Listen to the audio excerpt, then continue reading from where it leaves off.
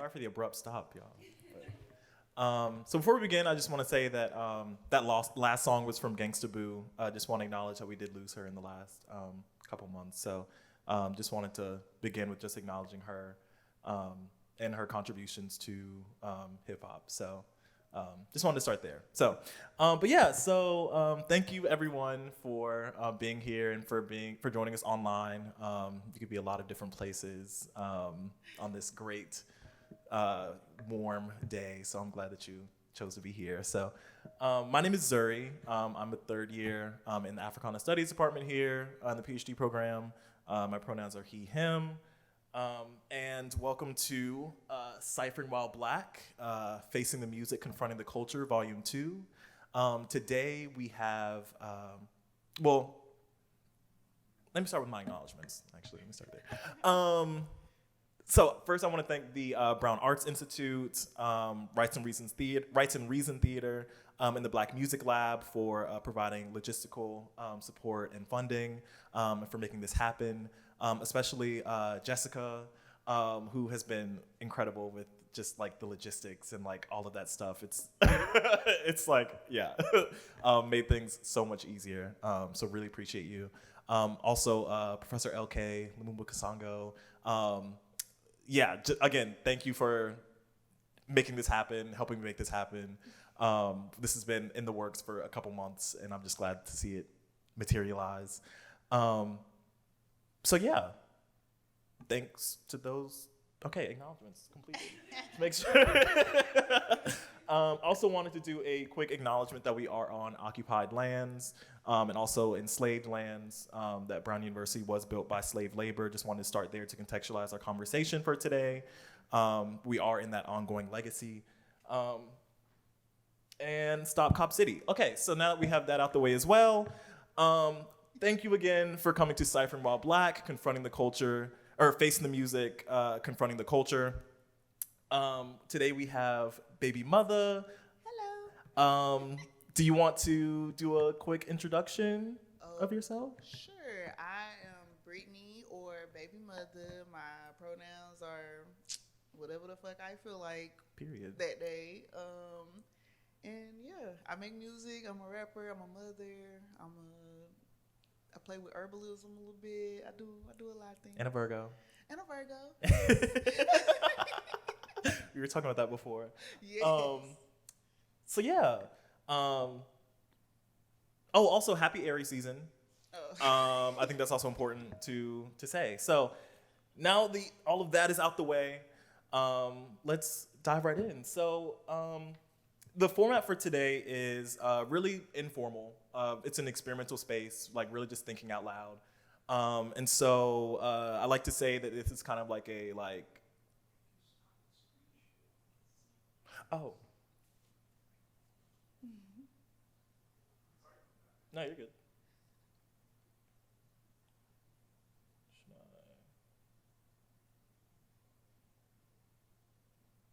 Okay, so they can see me right now? We're all good? Okay, cool. So like that, we're very much informal experimental space. I like to describe this as a kind of like esoteric 106 in Park. So that's kind of the vibe that we're going for today. We're gonna be talking about Brittany's music, showing music videos, listening to some of the songs, and then discussing those. And yeah, so the theme for Decipher, I guess I should talk about Decipher as well. So Decipher, we started March 16th last year. It's a journal thinking space, really trying to think critically about what it means to engage with Black music, beyond just music criticism, beyond just thinking about if a song is good or bad, but really thinking about what Black music is actually doing. So yeah. So just to start, where are you from? Can you tell us a little bit about your journey into rapping, what initially drew you into rapping, and then your influences, all that, yeah. Okay, well, I'm from Chattanooga, Tennessee. I currently live in Atlanta, Georgia, but I was born and raised Chattanooga, Tennessee. Been there majority of my life. What was that? What else you asked? Sorry, I do ask a lot of questions. Just about your journey, how you started rapping, Okay. And then your influences. All right. I guess I started rapping because I kind of started rapping out of desperation. Actually, it was a situation where it was just like, I'm a certain age. I was like, I think I'm maybe like 23, 24 at the time. And I had tried to do so many different things. Like, you know, you get out of high school and like the thing with high school is like, what are you going to do after high school? So you get out of high school and then there's like this big like cloud of judgment over your head if you don't go in the right direction. And first of all, straight out of high school, I got 2 babies. So I had to really figure it out, and it took a while to figure out where I was supposed to be. I worked at call centers. I went to school for fashion design. I did like a lot of different things, and nothing felt like it meant anything, you know. And then I got pregnant with my younger set of twins.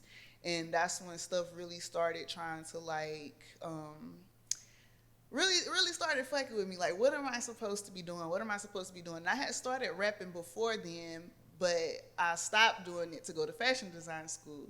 So I decided to give it another try after I had my little ones, and now I'm here. I don't know. It ended up working out for me way better than I thought it did, but it was just, I was at a really crazy breaking point where I was trying to figure out, I wanted to go to school to be a nail tech, but then in order for me to be able to afford childcare, I had to be able to work. And working and going to school, like it was just like a lot. And I just had to find some type of way to break out of the whole like corporate America mode and figure out how to do something for myself. And it was music. And my first tape, I got booked, and it's just been a journey ever since. Yeah.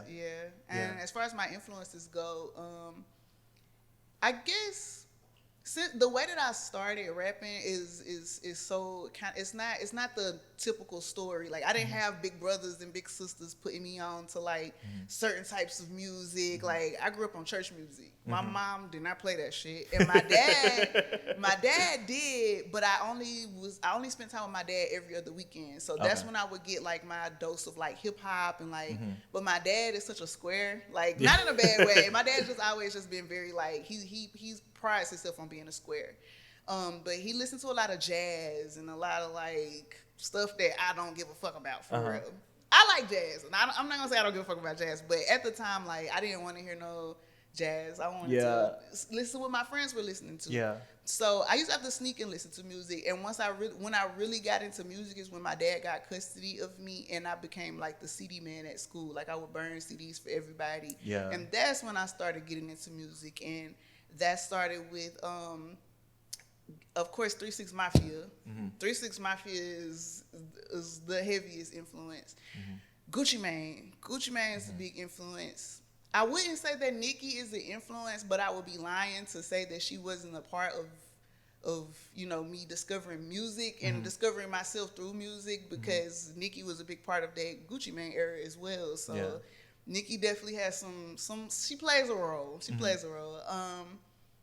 Those Gangsta Boo, Lil Chat, especially 3 6 Mafia, Gucci. Those are my main influences. Yeah. I was wondering, so that's a good segue to think about. I'm thinking a lot about what does it mean to be from the South, especially when you like leave the South and you're still in Atlanta. But I'm wondering, like, if you can describe, or if you can talk about like what does it mean to be a rapper from the South, and if you can talk about like what that sounds like to you. I love being from the South. I think is this gonna sound bad? I think as a black person, it just feel real good to be a nigga from the South, like, cause it just feel like the South just feel like the most nigga. You know what I'm saying? Like, I be in New York and it be black people and shit up there, but the South just feel like these is some niggas. You know what I'm saying? Like, that's what it feels like. And for me, I think other people feel that same way too, and they kind of like look down on you because like they think we dumb, we talk weird. So I be having to go hard from where I'm from, especially because I do spend a lot of time in places where people look down upon black people from the South. And what does it sound like to me? I don't know. It's just, have you ever been to Atlanta? Yeah. Fuck is you talking about? You know what I'm saying? It's like a really everything about the South is just like broken, but in a good way. It's like the biggest middle finger to everything that is white supremacy to me. It's like I don't have to talk like you. I don't gotta do none of that shit y'all be doing to be. You know what I'm saying? Yeah. That's what the South feels like to me. Yeah. Yeah. Cool. And then can you talk to us also about like how you? We were talking about before. Like I'm always interested in what is the relationship between an artist and their name. Okay. And your name. I mean. Like pretty self-explanatory, but right. If you could just talk a little bit about, how you like found the name, but how you, decided to go. I just had to stop like fucking lying to myself. Like it was a time in my life where I didn't know, like I said, I didn't know who the fuck I was. And I'm kind of just coming to terms with that because it's just like when you living in those times and shit like that, it's just like you're just trying to figure it out. So it's like, okay, I was Cindy Kush at first, but I was Cindy Kush because I really thought that I was part of Wiz Khalifa's crew. Like I really, like you couldn't tell me that I wasn't a part of Taylor Gang. That wasn't me. That was me wanting to be a part of something. So that was my rep name at the time, Cindy Kush. And from there, I just kind of like played with other names, trying to figure out who I am. And then a bitch that don't like me kind of put it in perspective. Like, yeah, I am somebody baby mama, you know what I'm saying? Yeah. So fuck it. You know what I'm saying? Like why does that have to be a bad thing? And that's kind of how I just kind of ran with it from there. It was the only name that I ever had tried on myself that actually really was like the truth. Yeah. Yeah. So. Yeah. That's something that is going to come up later on when we talk about your song DIY. Okay. Which, like I said, like I think is my favorite song. Like, and it's the way that you're like, yeah, fuck it. Like, that shit. It's like, it's nothing I can do about it. It's already done. I already got the kids. Like I can't give them back. So might as well just be who I am. It's like I really struggled with having kids for like when I first I can only make twins for some reason. So my first set of kids, it was I was 17, and you get to a point in your life where you start to do anything for approval and acceptance, and it's just like. Very gross years of my life, and for some reason I was still trying to run from the fact that I was somebody's baby mom, like just trying to prove to myself that I'm more than that. But it's just like, okay, I am. Like it's nothing to prove. If I know that I am more than that, then I am. So if somebody just called me that, then okay, that's part of who I am. But it's not all that I am. And now I'm gonna show y'all what else I can do. You know? Right. So, that's really what it is. Yeah. Great. So the first song we're going to play today is Rules. Let's see. Let me share with the Zoom. This is gonna be the death of me today, going back and forth between these. Let's see.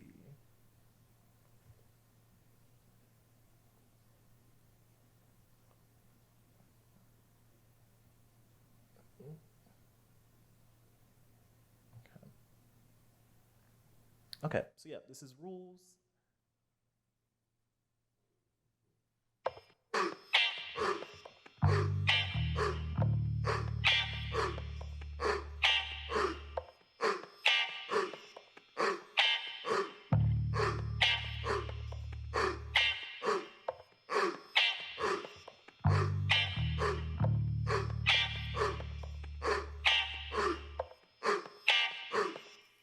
You can't get your pussy to a nigga who not used to getting pussy, cause that pussy gon' be everybody business. You can't sell dope to these niggas cause they broke and they snitching. Got these niggas busting shots up in your business. You can't get your pussy to a nigga who not used to getting pussy, cause that pussy gon' be everybody business.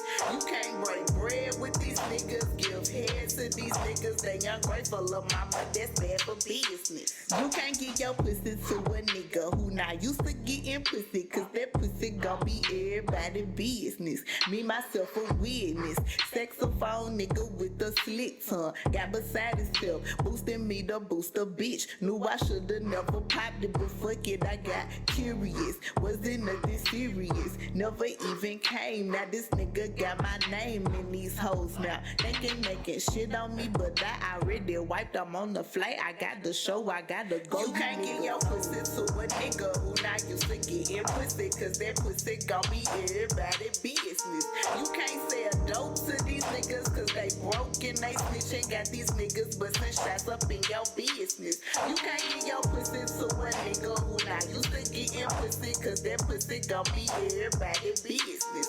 You can't break bread with these niggas, give head to these niggas. They ungrateful of mama, that's bad for business. You can't sell dope to these niggas cause they broke and they snitching. Got these niggas bustin' shots up in your business. Told my baby daddy, boy, these niggas not your niggas. They just getting money with your makeup in them more than them. It's over with. Niggas kicking in the unit, AK-47 bullets bustin'. Now we stressin', gotta move, switch schools. Lost a blessing, learned to listen. Now we barely get to speak. He in rehab with his mind gone on that PTSD.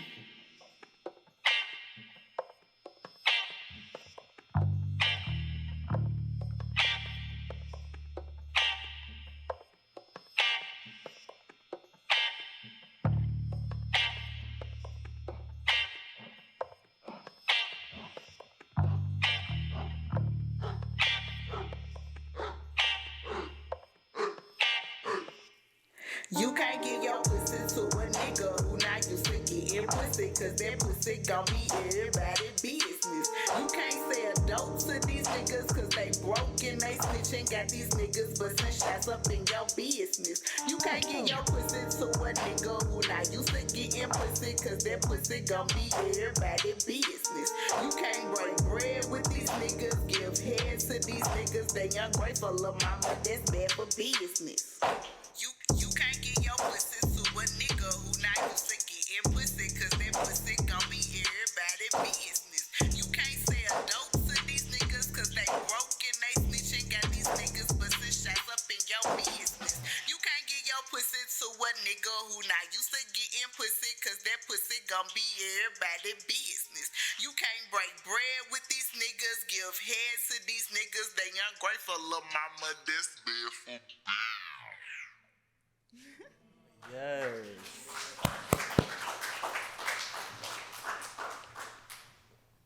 Cool. I'm glad Malcolm could be here.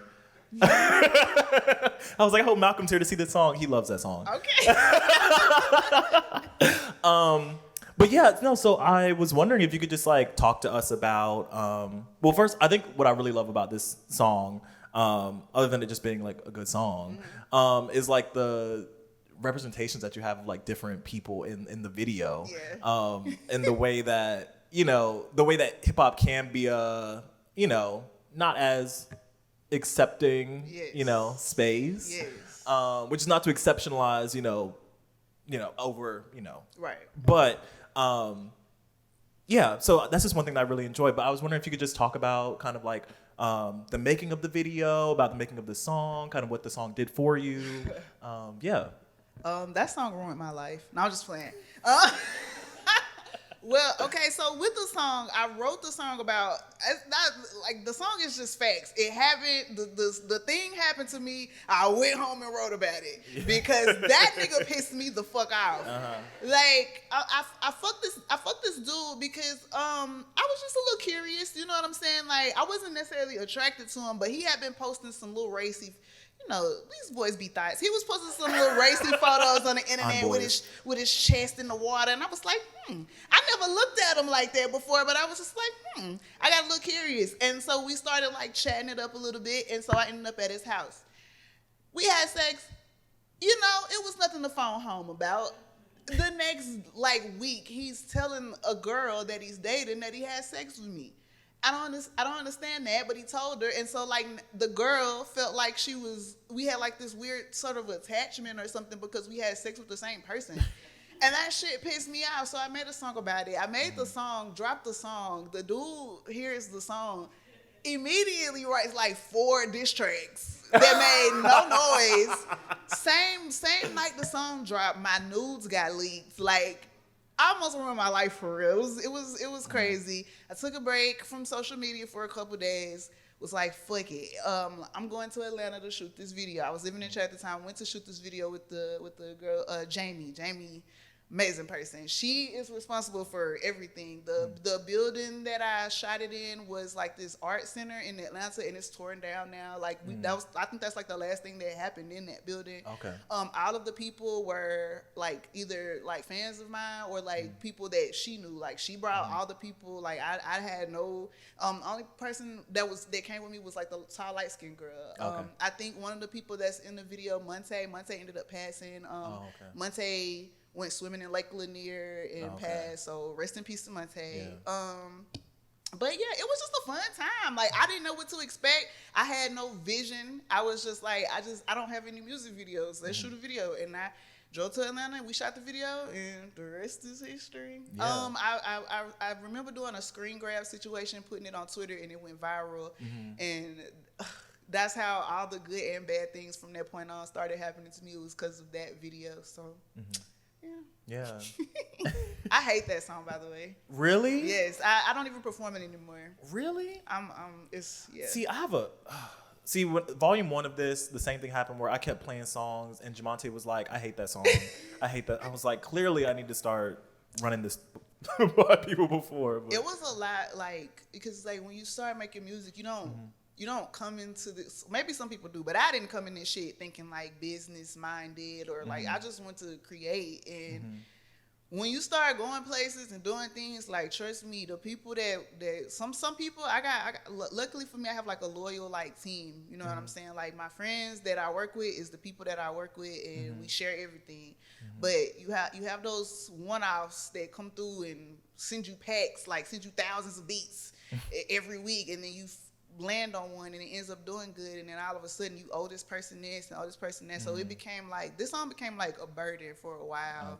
And so I just have like a nasty taste in my mouth with this song, and I don't care to perform it ever again in my life for real. Yeah. That's good to know, to contextualize like the song, like yeah. So one thing we're thinking about at Decipher is how, like I said before, is how to like really think about how we engage with Black music and Black artists, especially artists that are still alive. Because I think that, especially in academia, we tend to focus on like artists that are no longer living. And so it's like important, I think, to realize like people are still like living and breathing like today, and like are paying homage to those people who we are, thinking with, and are in the like those lineages. So that's what we're thinking about, is just how to really engage with Black music and get beyond, again, like I said, like good or bad. Right. Because I'm like, something that came up in volume 1 was like, it was like, first of all, you don't even make music. Exactly. So why are you? Oh my gosh. That's why I had to tell you, like, I really thank you for this, because I rant about this all the time. Like, I talk about this all the time. Nothing pisses me off more than a motherfucker that ain't never been where you been at, never been in your shoes, rating your music. Like you have like people that literally will like live and die to get a good pitchfork score from some random white person that works in like tech or something, but just happened to get a job at Pitchfork, and now he's the end all be all to who listens to your music or not. That's just wrong. That's just wrong, especially because when you can tell people don't even listen to it, or they have a perspective that is kind of invalid, because your opinion on my music is invalid because you don't even know what the fuck I'm talking about. Like, how can you form an opinion when you know nothing about the artist, you know nothing about why this album was made? Like, they would rather rate you. I think that shit should be like abolished, because just interview me, like do something like this, come and ask me where did this come from, like, and then you can form your opinions on it, and I would have to respect that opinion, because at least you know where it came from. But motherfuckers really will just listen to an album. We don't even sit with music anymore. We literally don't. Like, everything has to be good as soon as it comes out. Like, nobody lets nothing grow on them. Nobody just takes time and like absorbs what the person is saying. If the beat not good, out, like, and it's frustrating. So this is very important, and I really appreciate you for doing this, because people don't give a fuck, for real. Thanks. No, that's something that I've been struggling with, is like, there's so many good artists releasing so much good music, and I'm someone that I have to really, especially if I'm going to write about it, like, I have to really like sit and meditate on it, and like I need like I've been working on an article about SZA's album for like since it came out. Like, you know, and it should take time. Like, nobody should be writing reviews about SZA's album already. Nobody should. At all. So frustrating. Yeah. Can you talk about kind of what are some of the things, if you have seen, like what good engagement with your music looks like for you, and if you have seen that from like a writer's standpoint, from a writer's standpoint, or really just from a writer's standpoint, but really any like engagements, what do you like? One thing that I will say that I do appreciate is when there is like a situation where it's like, okay, I drop a project and there will be people that will hit you up and literally just ask you questions about, like, even when it's like just like my little fans asking me to explain bars and stuff like that, like, what did you mean by this? Like, I appreciate any like person that's trying to like dig deeper than the surface. Like that's really what it be about for me, because I'm not a surface level rapper. Like I'm not somebody like, you know, I got my surface level songs, but even in my surface level songs, like if you want to talk about how I write, nothing that I write is surface level. Like what you think I'm talking about is probably not what I'm talking about. And if I am talking about that, I'm probably talking about that and something else. Right. You know what I'm saying? Yeah. And I appreciate the people that actually dig. Like that is the kind of engagement that I like, digging. People would dig all up in your background and your old tweets and try to find out when you said a slur in 2012, but they won't dig in that music and try to figure out who the fuck you are right now. And that shit is very annoying as an artist. Yes. Yeah. Yeah. So the next song we're gonna do is DIY. Okay. Do you want to talk about it before we kind of contextualize it for us? DIY is so funny. Do you like it? I still like DIY. Okay. I'm just, it's so old now, and I'm just like, oh. But I definitely, DIY is very special to me because I wrote that song during a time where I had the worst manager on the planet, and that bitch didn't know shit. Another bitch that don't know shit about music, doesn't even listen to rap music, but she's managing a rap artist. And she was on like this kick, like this high horse, where she was like, you need industry standard beats. Like, the beats that you rap on are not industry standard, whatever the fuck that means. Right. And so she started trying to get me to work with this other guy that she brought on, because apparently he makes industry standard beats. But, like, when I got the beat for DIYs from my friend Rock, and I was like, I never heard nothing like this reminded me of some shit from like the 90s kind of, you know what I'm saying? Like the little bounce to it. I was like, I fuck with this. And I was playing, she was like, I don't like that. Girl, what do you mean you don't like that beat? And I sat with that beat for the longest because she was just making it seem like it was the worst beat in the world. And then the day I fired her, I wrote DIY. I want to change. They want to change me. Like I found out my manager was like trying to like get my she was trying so hard to make me sign to a record label, and I didn't want to do that. And it's like, yeah, like that's how people get you. You were like, I like to shop, you know, you want nice things, you want money. Yeah, I want to change, but you're not gonna change me. Right. You know what I'm saying? Like, and that's where that song came from. Yeah. Great. All right, let's get into it.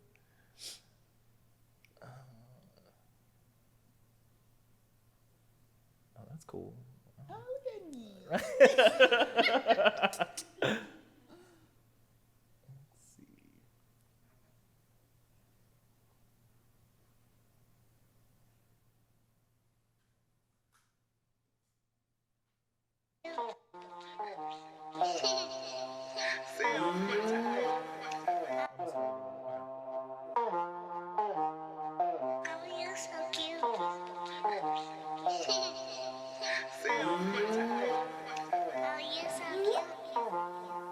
Yeah, I wanna change, they wanna change. I wanna party with Madonna, but that's probably what the lame. I want an extra fucking row up in my backseat. I got the devil on my shoulder, he gon' gas. I'm the realest bitch, I see the fake, I let it pass. You don't get it, please stop acting like you with it. Fuck these niggas and they fancy ass weed. I like cocaine, burning me alive and you just adding extra propane. Pay for this exposure with my talents, not my pockets, now my face all on the internet, my feelings in my locket. Niggas know that I'm a star, they wanna use me for they profit. Minimize my confidence and maximize they wallet. I ain't rich and I may never be, but baby, I'd rather be broke than be your wannabe. They can't kill me, they can't clone me, only one of me. I don't believe in you bitches, I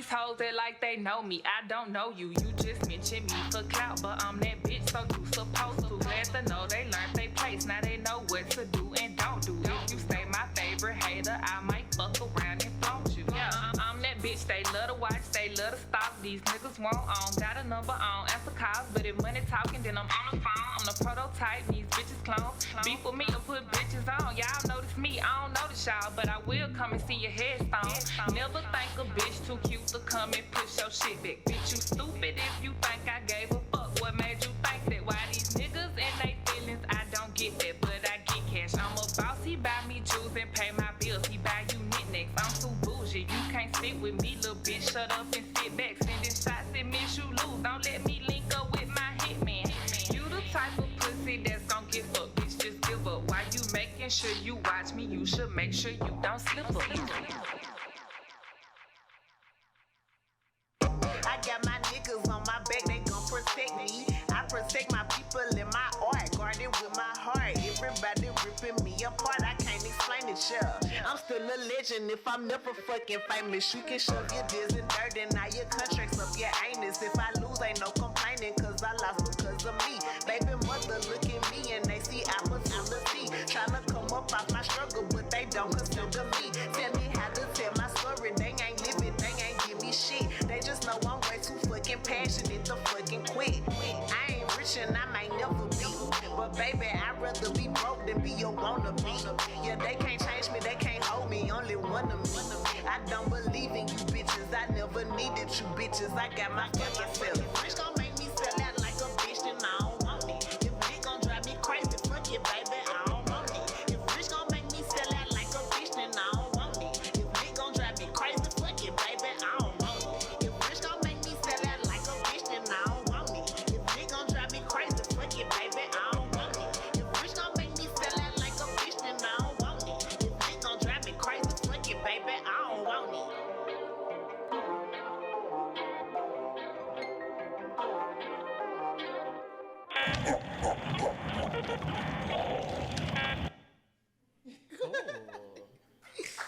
Yay.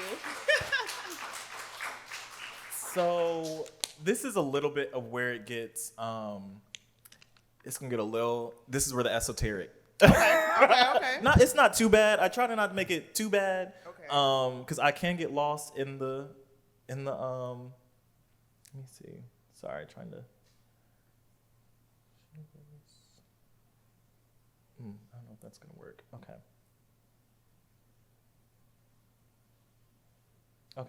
So like I said, we were really trying to think about method. And so what I have here, there should be copies around. If there's one, not immediately next to you, but you can share with the person next to you. And so Sylvia Wynter has this method of reading cultural products or cultural objects called deciphering. And so basically it's trying to think about like what does the video itself like do, right? Mm-hmm. So in this, like, I'm not even necessarily trying to say that you made these decisions. Like, I'm not trying to enforce like you did this because you were trying to say this. Right. But I'm trying to say like, what does the video do for me? Like, what do I take away from the video? Mm-hmm. And again, trying to like, it's not like good or bad or like anything like that, but like what do I take away from the video? Yeah, that sounds nice. I would love to hear. Yeah. Okay, cool. Okay, so throughout her body of work, Baby Mutha has no hesitation. Actually, let me share it for the Zoom people so they can read along. Accessibility. Okay. Do I have it?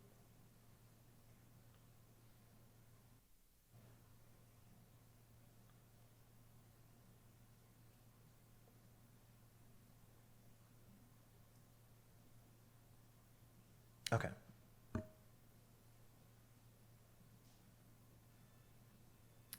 Throughout her body of work, Baby Mutha has no hesitance about being confrontational. In fact, I would say she leads with a confrontational posture in most of her work. In DIY specifically, I understand the video to be antagonizing three concepts: domesticity, beauty, and representation, particularly of Black women, particularly of Black mothers, particularly of Black single mothers. The video starts with a series of cuts. Let's see, I'm going to...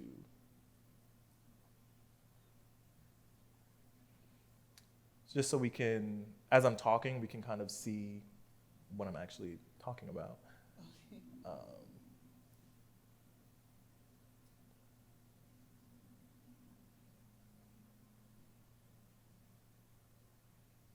A lot of moving parts here. Okay. Great.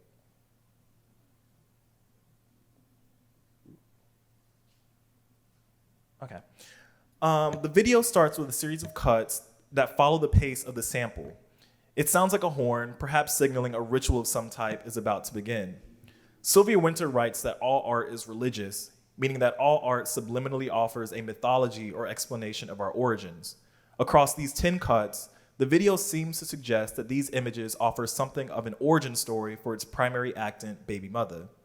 It begins with a wide shot from a forest overlooking a city, then a cut to the city itself, then a garage that reveals its city to be Chattanooga, Tennessee, railroad tracks, a construction site, the sky, then a White House with a gated front door guarded by a pit bull. We're at Sheridan Avenue. After the U.S. government forcibly removed indigenous Cherokee folks from the land, Chattanooga became a key city for the Confederate Army during the Civil War because of its railroad infrastructure, like those shown at the beginning of DIY. Chattanooga itself was something like a crossroad between the Union and the Confederacy, with each vying for a hold over it. Therefore, the city, like the larger world, gained its character, its value, from its connection to the maintenance of slavery, like Brown.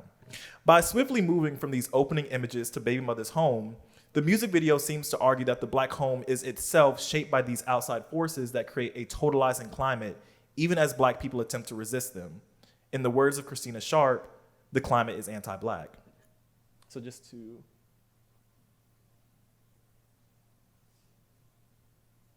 Oh, you're so cute. Oh,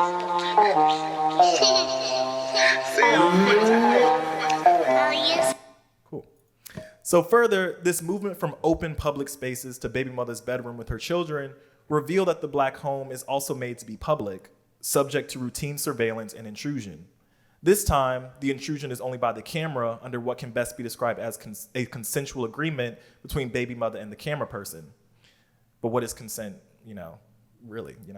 But nonetheless, its representation in the music video renders the Black domestic space, specifically Baby Mother's interior domestic life, public. This is reflective of the larger condition of Black life in the US. Black social life has consistently been surveilled, pathologized, demonized, and disrupted.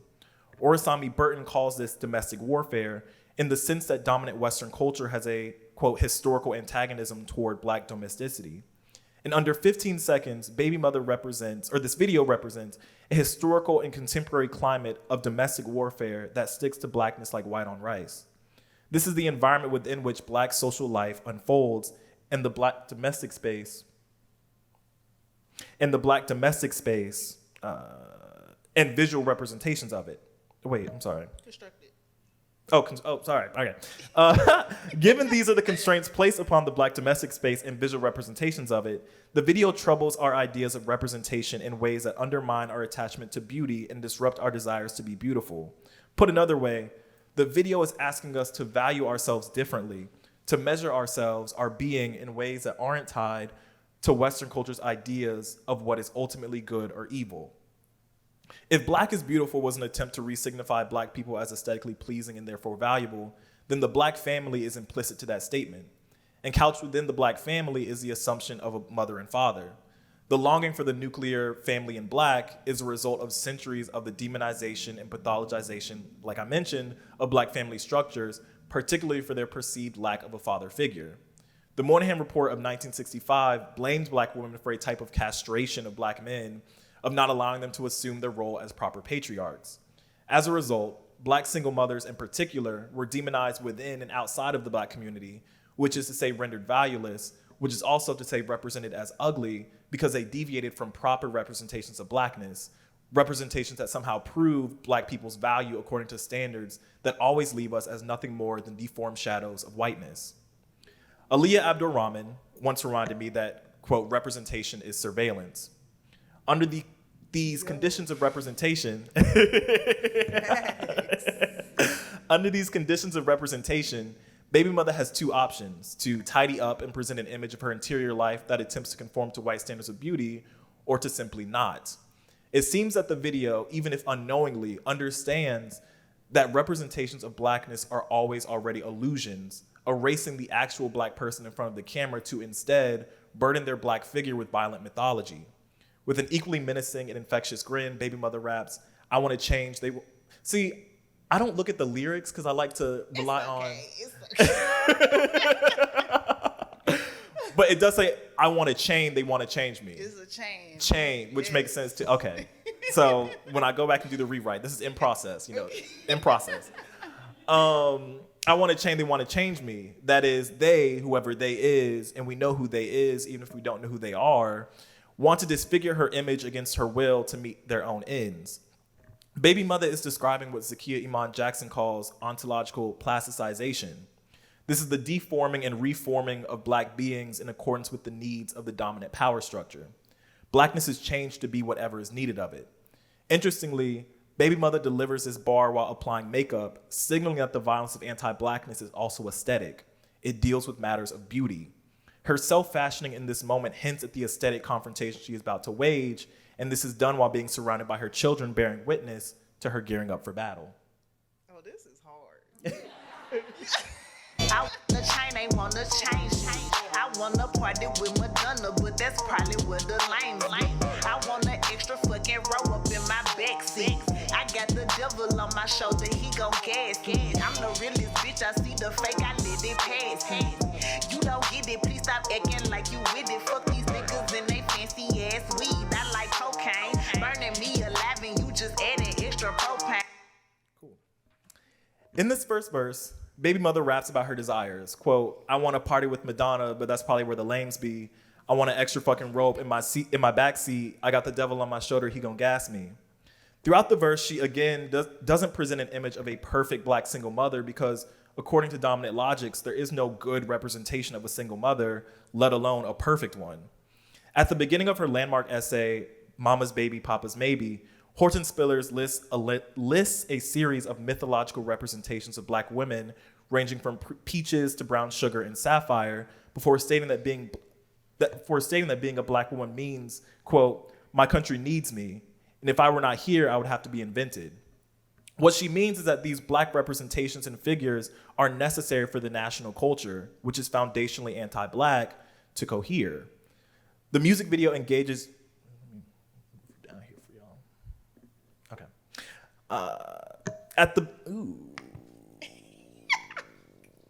The music video engages in a type of confrontation with representation that shirks attempts to be properly represented. Baby Mother leans into her improperness, rightfully undermining any black political project that hinges on black respectability and the policing of black single motherhood.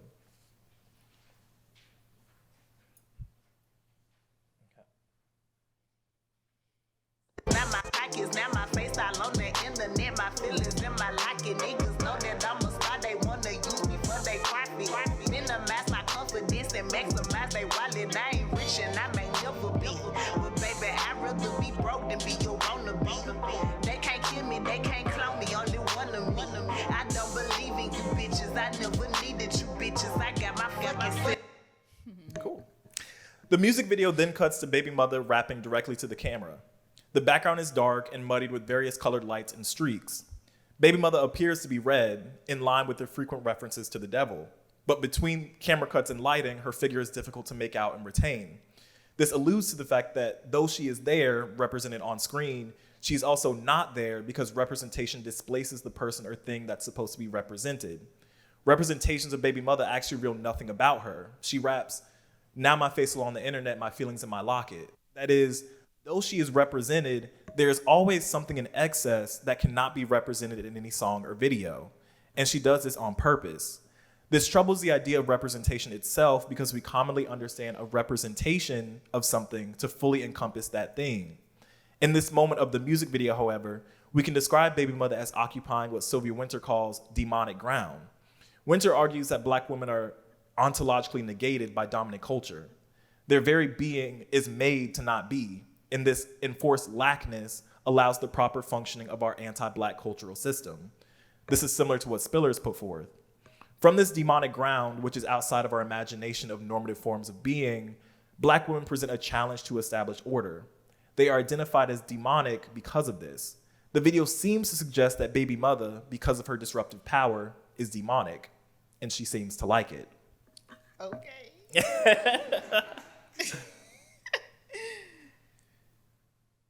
Like a bitch, then I don't want it. If it gon' drive me crazy, fuck it, baby, I don't want it. If bitch gon' make me sell out like a bitch, then I don't want it. If it gon' drive me crazy, fuck it, baby, I don't want it. If bitch gon' make me sell out like a bitch, then I don't want it. If it gon' drive me crazy, fuck it, baby, I don't want it. If bitch gon' make me sell out like a bitch, then I don't want it. If it gon' drive me crazy, fuck it, baby, I don't want it. She think I'm lying, but that's okay, you gon' respect me. I could never ever let the titty baby check me. The real devil. After the song breaks into the chorus, the video cuts into the next scene. Baby Mother dons a cheerleader uniform complete with Devil 666 branding. There were the Clovers, and then there were the demons. Baby Mother's children rejoin her as they all dance in front of what appears to be a beauty supply store. Black figures of beauty labeled model occupy the store windows. Questions of beauty reemerge in relation to the family. Baby Mother dances with her children, encouraging them to act up and to let loose. They also encourage her. The song began with the tag, "Mama, you so cute," which I love. This is so cute. With her back turned to the beauty supply store, Baby Mother raps, If rich gon' make me sound like a bitch and I don't want it. If lick gon' drive me crazy, fuck it, baby, I don't want it. With her words juxtaposed against the beauty store as a backdrop, Baby Mother can perhaps also be heard saying, if being beautiful gon' make me sound like a bitch and I don't want it. Here, beautiful again means respectable and valuable according to terms that are already stacked against her demonized body. She literally turns her back on being beautiful and instead embraces the monstrous, the devilish. She raps, she think I'm lame, but that's okay, you gon' respect me. Here, respect doesn't require that Baby Mother change her image, but that her image is simply respected because it is hers. This isn't an attempt to make Blackness beautiful, but to confront beauty itself. And a confrontation with beauty also means confronting the ideal image of the Black domestic, which is overdetermined by Western ideals about what makes Blackness beautiful. It perhaps doesn't get more confrontational than the final scene of the music video.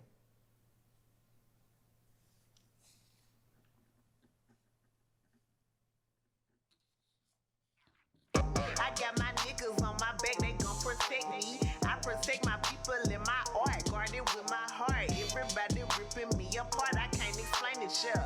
I'm still a legend if I'm never fucking famous. You can shove your deals in dirt and now your contracts up your anus. If I lose, ain't no complaining, cause I lost because of me. Baby mother look at me and they see opportunity. Tryna come up off my struggle, but they don't consider me. Tell me how to tell my story, they ain't living, they ain't give me shit. They just know I'm way too fucking passionate to fucking quit. I ain't rich and I might never be, but baby, I'd rather be broke than be your wannabe.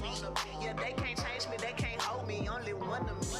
I don't believe in you bitches, I never needed you bitches. I got my fucking self. Rich gon' make me sell out like a bitch, then I don't want it. If it gon' drive me crazy, fuck it, baby, I don't want it. If rich gon' make me sell out like a bitch, then I don't want it. If it gon' drive me crazy, fuck it, baby, I don't want it. If rich gon' make me sell out like a bitch, then I don't want it. If it gon' drive me crazy, fuck it, baby, I don't want it. If rich gon' make me sell out like a bitch, then I don't want it. If it gon' drive me crazy, fuck it, baby, I don't want it.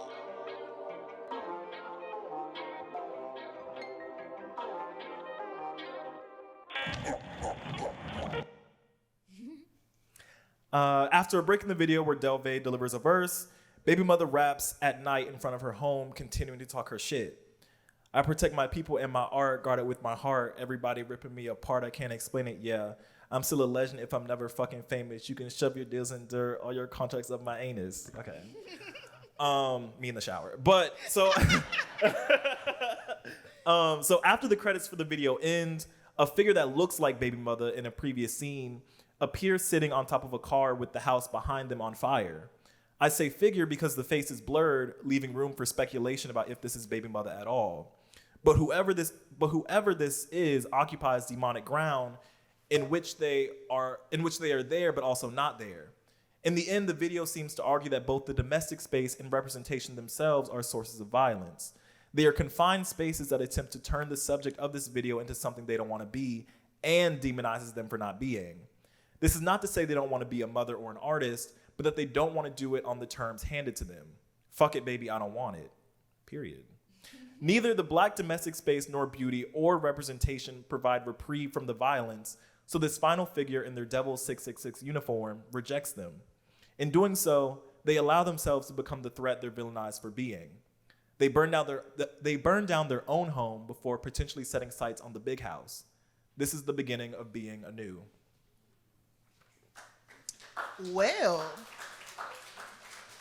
that was perfect, actually. I really like hearing something that I did broken down in that way because, of course, when I'm doing it, I'm not thinking intellectually. I'm just like using my surroundings and my, my life to tell my story. So that was really cool. I might cry about it. Oh. Yeah, no, I really enjoy that song, and I also grew up in the church. My grandfather was a pastor. That's become my personality trait for the last year, trying to figure out what that meant for me now. What that means from now as a 26-year-old. And so in interviews, like you said earlier, you grew up in a religious household. And so I'm wondering if you could talk about why, kind of how that shapes kind of your sound now, even if it's a refusal of those things, and how that relates to this taking up of the devil iconography and all of that stuff. Yeah, I really, hold on, let me put this paper back out because you was snapping. It's one part where you speak about the whole the devil costume in general, the whole demonic imagery in general. The thing with me and my mother, man, we butt heads so much about this. Literally, I have not talked to my mom since the beginning of 2020 because I told her I rose again. Well, I didn't tell her. I got on Instagram and was like, I rose from the dead because I overdosed on drugs during the beginning of the pandemic. And I was so scared. It had never happened to me before. They were literally I had diabetes. They were telling me I had diabetes and everything. I was scared. And my mom, I talked to her. And once everything was okay, I made a little jokey joke about it. I was rose from the dead. Hey, Jesus ain't got shit on me. And I haven't talked to her since then. Yeah. I think my mom doesn't understand. It's I don't necessarily believe in the devil myself, but I do understand what it is like to be a Black woman in America and be demonized because of that. And I learned that shit from her. We grew up in the church. And my mom chose to go to white people churches for some reason. I don't know if she just felt more comfortable there or whatever, but she always liked to be in these little wannabe mega churches or whatever. And we would go to these churches and I would see how people looked at my mom. Whenever my mom would pop up pregnant, I could feel the judgment as a child. You know what I'm saying?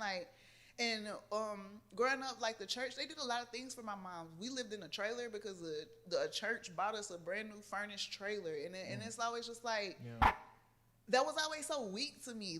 Fuck them people. We don't need their sympathy. Fuck them. I'm glad they helped her. But at the same time, it was just always you could just sense the judgment. And I could tell how they looked at my mom. And that is what I'm talking about when I call myself the devil and the devil's daughter. I don't think my mom's demonic. She'll look cuckoo, but I don't think she's a demon or anything. I just know how people view her. I know how people view her. My mom just got married recently, and I just even just listen to how my dad talks about my mom. It's just how can you talk like that about somebody that gave birth to your child? But she's this because she can't afford this financially, or and even now my dad does it to me. He tries to shit on me. He tries to hold the money thing over your head, and he tries to make the kids be on his side because I can do this and I can do that, and that's a thing. Being demonized as a Black single mother is a thing, and I don't know why my mom won't tap in. She just be no, she doesn't want to hear it, and literally it affects her. It affects her. What I talk about in my music, I learned it going through it myself and watching my mom go through it. So yeah, this is I enjoy this. I like this. Thank you for writing this. Thank you for taking the time to, like I said, see beyond the surface level. Cause I might cry about it for real. Oh, I'm glad you liked it. Yes, I loved it actually. Great. So I guess just like continue to like pick up some of the. Well, I guess related to that, can you talk to us about the Apothecary? Do you have a? Okay, so with the Apothecary, let me tell you. See, that's why I was like, this video is so triggering because the person who kind of like started the upset and the ruin of it is in it. Mm-hmm. But the Apothecary will be back. I promise it'll be back. I just have to like get through all of the orders that I owe people. Like the pandemic was just so crazy where it was just a situation where it was like, I started this thing because I needed extra income. Like, I just took a chance. You know what I'm saying? Like, I didn't know what the fuck I was doing, but I knew I had been making these products for myself for the longest. So my fans, I know they would want to do it, and I also needed extra income. This is before the pandemic even happened. I started this shit in February of 2020. Yeah. So I get to doing this, and it was more so a thing because I also had my friend with me, and she needed income. You know what I'm saying? So I'm like, okay, we can do this. We can sell things. We can make these things. We can sit in the crib. We can make these things, and we can make money like that. And then she folded on me. She left me high and dry, left me hanging. And so that put me in like a backlog, and I'm still to this day catching up from that backlog. And I have people who get it, people who understand. I got people who mad at me about it. That's fine. I feel you. But I'm still to this day fixing it because I want my Apothecary back. That's something that brought me peace. That's something that made me happy, and it got ruined. And sorry that I failed, but sometimes you fail and you just can't stop, and you just got to keep pushing through. It'll be back, and when it's back, I'm gonna do it completely different because the way I was doing it at first just wasn't smart. Like I wanted it to be special for the people that I was making the products for, so I was doing everything made to order. Okay. But then when everything shut down, when I say like, I had so many shows lined up and all of my income just got wiped out at one time because of the pandemic. So it was like I had to keep the income coming in because at this point I done bought a shop.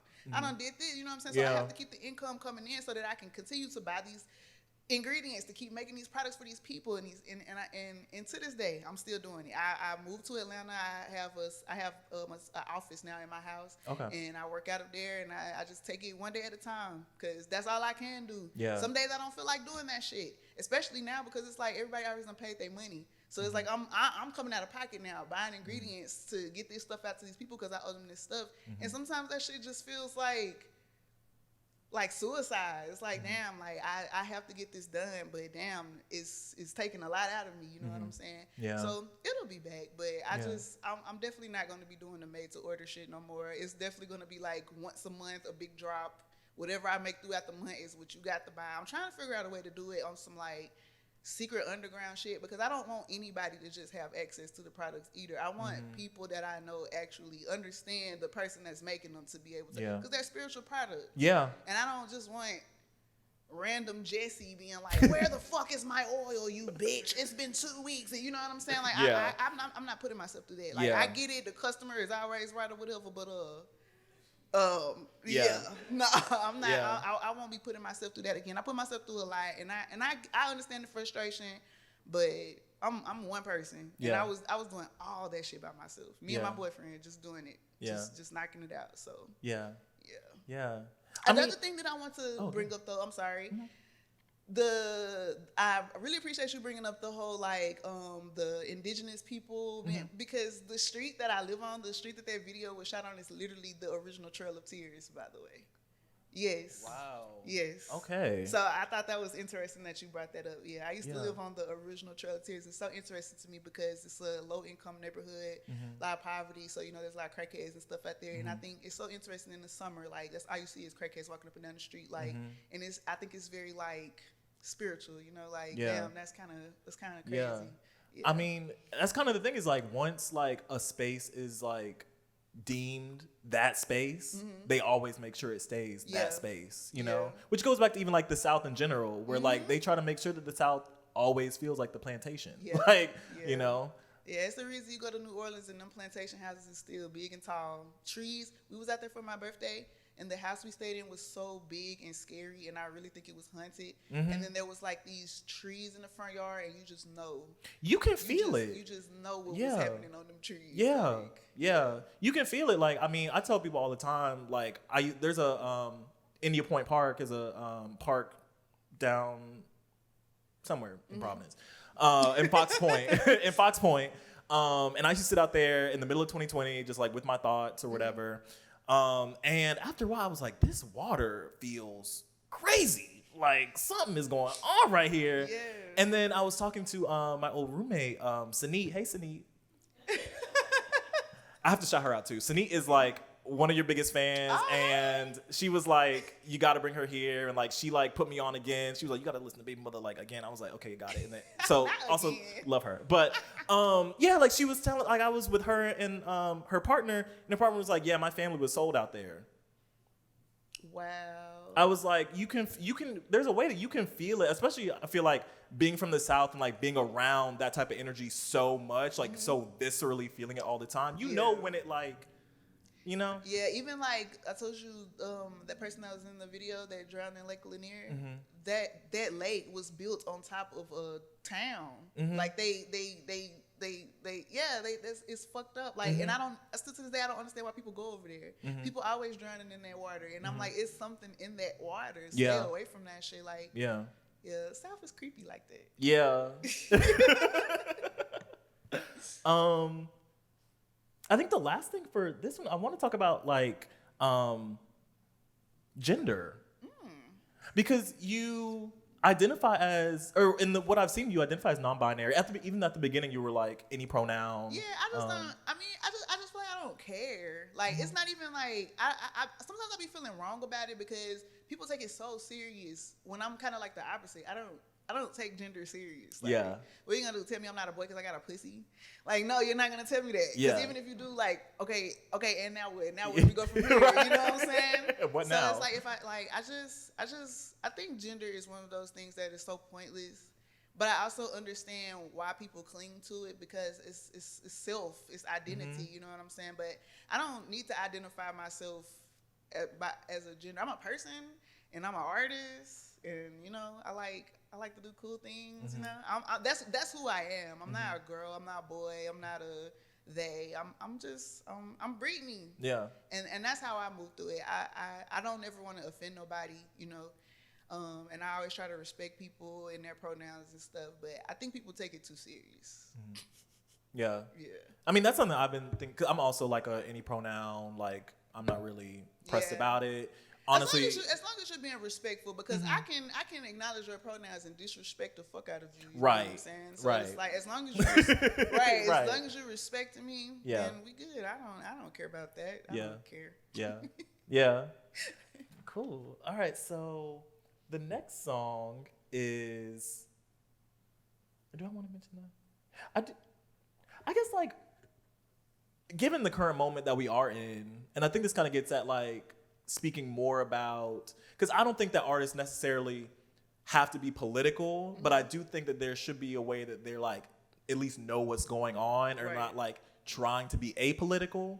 And so I'm wondering, like, given the current moment with like Roe v. Wade and like everything like that, and like if like you found yourself like thinking differently about even like, again, your name and like just about what you like, I don't know, like if that like impacted your like art at all, or like the Roe v. Wade thing, like overturning, and like just in general, like just this like current moment that we're in about like. I just feel like the whole current moment, as far as like policing the reproductive organs of anybody, not even just women, but just anybody in general, like I just think is very dark and it's very sick. I didn't think about anything about myself because like, you know, like I don't plan on getting no abortions no time soon or nothing, but I also know that it goes further than that. But I also have removed myself so much from like the medical system that I don't even be like, I don't even be tapped in because I already know how they are. Right, like, right. Having children, being in a hospital, like going into labor, like the way I've been treated bad as a black person that gives birth. You know what I'm saying?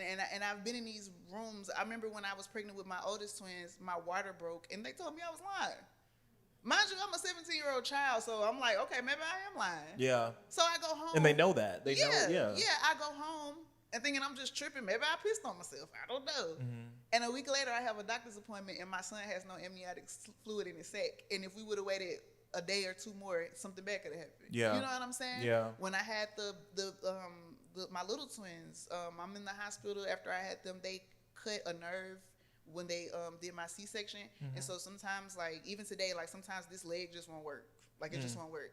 And when they discharge you, if your kids are in like intensive care, you can stay at the hospital, but they can't help you. So I'm in the hospital so I can go down and feed my kids sometimes. But it was one day that my leg just wouldn't work and I was in so much pain and they would not help me because I wasn't checked into the hospital. Yeah. Like nurses are just coming in there and they're just letting me go through whatever I'm going through. And they're saying they can't help me because I'm not checked into the hospital. And I think that's fucked up. Yeah. I just swore off like all of that shit. So I'm just so kind of like far removed from it, but I know that it does still affect me and other people, and I don't know what to think about it. I really don't. Yeah. A lot of the stuff that goes on, because so much stuff happens all the time. All the time. And it's always something to be scared of. It's always something to be worried about. So I just kind of like, I acknowledge it. I take it for what it is. I be like, damn, that's crazy. And I know that in the future it can affect me or somebody that I care about. But other than that, I don't know what to do. Yeah. Like, what do you do? What do you say? You can't comfort people. You can't be like, oh, it's okay. Like, no, it's not. It's not okay. So I don't know. I didn't even think about my name in regards to Roe versus Wade. I don't know. I mean, they might like me because I had the baby. So not you about to be in the next ad. Yo, me being in a pro-life ad would be so crazy.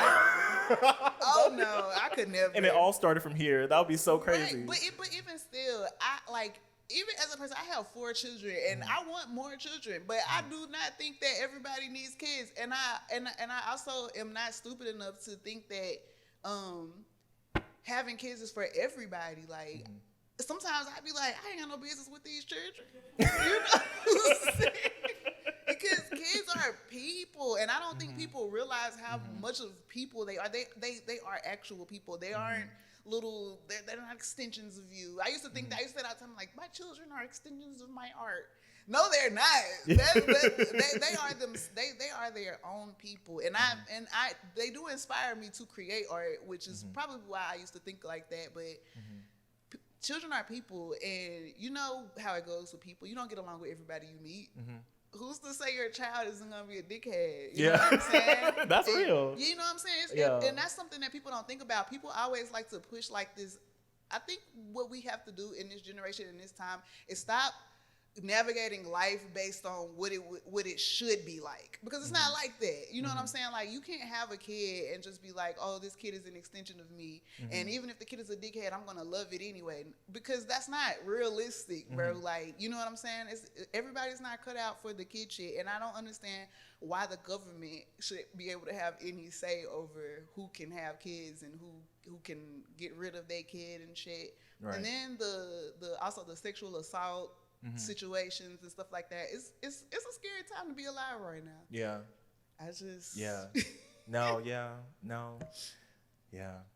That's I mean, I gotta say, these views do not reflect Brown University, but I have to give a shout out to, I was in Cuba last year. Healthcare crazy. I had like 100% covered healthcare just based off having a ticket, like a plane ticket. What? That's crazy. One time I went to Canada, it was Pride, and they was giving out like Narcan kits, and they told me I couldn't have one because I was American. That's crazy. What? Okay. So having a plane ticket and going to Cuba and being able to get your health straight that's crazy, because Canada was like, no, you're not from here. Also in the blockade. But so we're gonna move on to the next song, which I think you like, right? The Sheesh Battle. Oh yes. I love this song.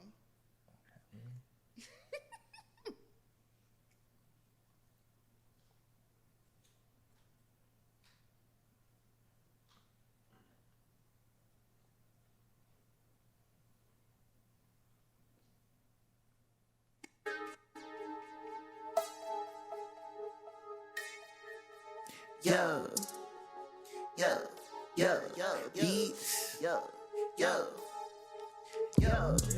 keep a stack in my panties. He wanna fuck, I'ma give him that granny. Gum in the musty nut, I'm outstanding. He wanna play in my belly, demanding. Drip like the piece on the dick tip. Hide in my bag, ask me up at the quick trip. I love a demon, he me with a good dick. I let him spit in my mouth, get a good yo. Pussy that pay, a good zip. I let them smoke like a black. Yeah, the wood zip. It's the return of the Mac. I cannot quit. Louis V. lasted to give them the good shit. Yeah, bitch, when I shoot, I do not miss. Feeling way better like I took a long piece. Living it up on the hunch of the head. Which money my hubby, you more like a side bitch. Yeah, sheesh. Back up, I be please. Lose my number, G's. Get down on your knees. Freeze, sheesh. Spin that money, cheese. Run them pocket skis. It's 4 for 4 with these, nigga, please. Sheesh. Back up, I be please. Lose my number, G's. Get down on your knees. Freeze, sheesh. Spin that money, cheese. Run them pocket skis. It's 4 for 4 with these, nigga, please. Yo, keep the money on speed dial. I'm dead as favorite. You bitches, my stepchild. I shoot my shot at your bitch cause I'm buck wild. Gave her the skirt, I can't sweat her, not my style. Yo, running this shit at a long back. Can you keep up? This my destiny post child. I pay the win, I'ma see you in D9. I let her lay up and stay for a good while. Yo, if you a D, better get up. Whiz to the floor, my cosmetics be did up. Pretty and gangsta, pop out, shoot the shit up. Life of the party, he boring, I'm lit up. Yo, sitting like pumping your kid up. Shit on these hoes, I don't white, let them lick up. He think I'm joking, it's really a stick up. I promise I'm mobbing, I'm blessed, we mobbing. Yo, sheesh, back up off me, please. Lose my number, G. Get down on your knees. Freeze, sheesh. Spin that money, cheese. Run them pocket skis. It's 4 for 4 with these, nigga, please. Sheesh, back up off me, please. Lose my number, G. Get down on your knees. Freeze, sheesh. Spin that money, cheese. Run them pocket skis. It's 4 for 4 with these, nigga, please. Yo, I started fucking up so bad. Just like my eyeballs was not reading what I was looking at. That was so weird. Alright, run it back. We can keep that way. Run it back. Don't do it.